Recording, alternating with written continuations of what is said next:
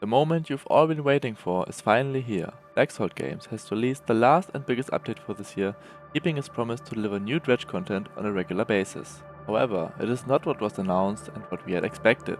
DREDGE Games will develop a paid and entirely optional DLC featuring the mysterious Ironhaven Corporation. None of this. Instead, we get the DREDGE DLC, the beautiful new ice area with terrifying sea creatures. But let's not get ahead of ourselves. In this video, I, a self-certified Dredge Pro, will explore everything this DLC has to offer, and in the end, you will see if it's worth it or not. So sit back and enjoy. Also, don't forget to subscribe and like if you want to see more.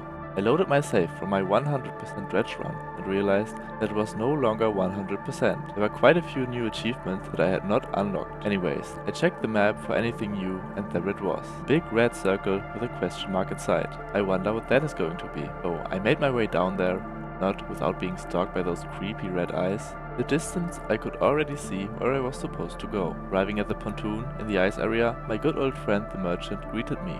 I wonder how she always manages to arrive everywhere before me without me ever seeing her traveling. Maybe she can teleport. She told me that these waters were very dangerous and difficult to access. In the long term, I would need an icebreaker to fight my way through the ice. But of course, I had to find the parts for it myself. We also had a new fishing rod for sale, which allowed me to catch fish in the ice area. After equipping that, I headed right into the middle of the icy mountains. Not much later, I came across the first ice fish. They were pretty easy to catch, so I quickly filled up my inventory and headed on. At that time, I didn't know about it, but that would be very helpful shortly after. I drove on between the icy cliffs and saw a boat straight ahead. It was the photographer telling me about a giant narwhal. He was trying to lure it in and take some pictures of it. I gladly helped her by putting all of my fish into the box and waiting with her. And there it was.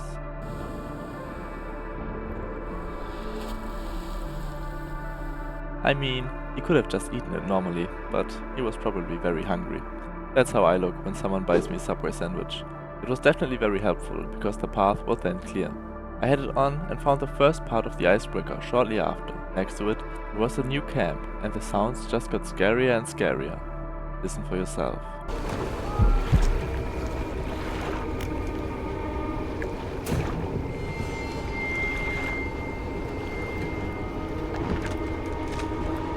Apart from a few books, there was also a frozen figure there. It was the shadow of a captain, and it told me not to disturb the ice. I don't know how you see it, but I think the ice will be very disturbed today. For the moment, I left him alone and went on to find the rest of the icebreaker parts. This looked promising, but chunks of ice blocked the way. I would probably have to come back later. Right next to it, there was this thing again. I filled it with fish as before and waited for this still very hungry monster. A little bit too close for comfort in my opinion, so I headed on and found this scary looking giant claw, as well as another part of the icebreaker. After dredging it up, I took a closer look. There was another frozen person, but this one told me to break the ice. Which of those guys is lying to me? He wanted me to break it open with some kind of ice pick. I guess I would probably find that later. Behind the giant claw there was not much to see, except a blocked path. Heading back to the middle of the area, I checked the map for more information, and saw that there were 2 more docks I had not visited yet. I decided to make my way to the point in the west. Again, the path was blocked, and I had to gift all of my fish to this creature. When will it finally have enough? Thanks for opening though. I was still on the right track, so I kept going. When I arrived at the waypoint, another huge claw appeared in front of me. The monster must be gigantic. Right next to it, there was the last part of the icebreaker. I quickly dredged it up and headed to the traveling merchant so she could put the parts together. After doing so, she already offered me a new upgrade. She told me that she could build an ice shaper if I found the missing parts. I could use it to put ice in my inventory and keep my fish fresh for longer. I really didn't know why she thought I needed something like that. But well, so from now on I had to keep my eyes open for one more thing. I wanted to head on to the next waypoint, but then I remembered something. Why would I take this long winding path when there's an easier and more fun way? What did the frozen dude say again about not disturbing the ice? Well, here we go. Not bad, but this thing can not only be fun, it can also help me clear blocked path and move me forward in this story. On the way to the southern waypoint, I drove very carefully, so as not to disturb the ice unnecessarily. You could already see it in the corner of your eye, but when I docked, there was a huge frozen monster with 4 eyes, and it was alive. Luckily, it wasn't attacking, so I went on and found this ice pick right next to it. With this, I could finally free the people out of the ice. As this pontoon also had a frozen person, I could use it immediately. Let's see what happened. I used the pick and broke the ice. The giant monster closed one eye. I didn't know if it was good or bad. I also got this frozen heart, which had no use for now. I knew that I needed more of those ice picks. There were more frozen men and also still 3 eyes left. Found another one behind some ice chunks shortly after. 2 more to go. I also found this monstrosity while fishing. What even is that? Shortly after, I had to learn that running through ice blindly was not the safest way of traveling.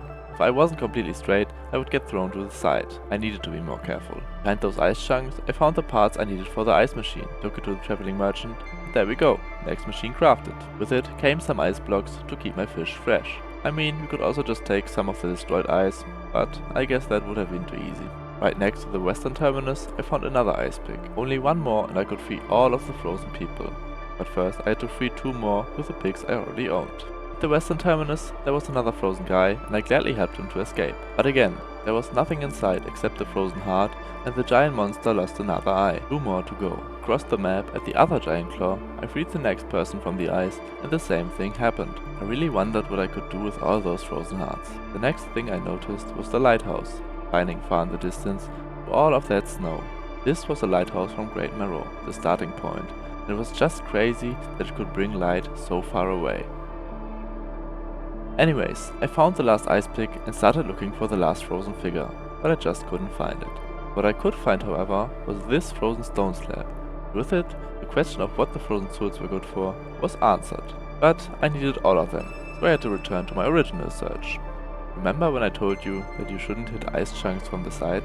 If the Titanic didn't teach you, this will. I kept searching and saw another thing I wasn't looking for. Time to take a selfie. Beautiful, but not what I needed. I checked all of the outer terminus again, but didn't find any more frozen figures. I kept looking, and then I realized that I'm stupid. The last frozen figure was in the middle terminus I visited right at the beginning. I already saw it before. I broke the ice, freed the soul, and with that, the last monster eye closed. And then, it was dead?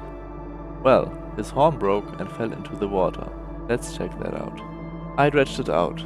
Don't mind the broken and stinky inventory, and got an Aurus anchor, which would allow me to place a 2-way teleporter between wherever I want and the Blackstone Isle. Not bad. The big monster was defeated, but there was still one thing to do. Let's see what we got here. Wow, that's a very powerful and beautiful net. And with that, the DLC was pretty much over, which leads us to the final question. Do I think it was worth the $6? For the average person, I would say no, because although it was beautifully done, I got through the DLC in a little under an hour. That's very little. But if you love the game as much as I do, you should definitely give it a go. For completionists, it will definitely take a few hours to get everything. Thanks for watching, don't forget to like and subscribe, and see you in the next one.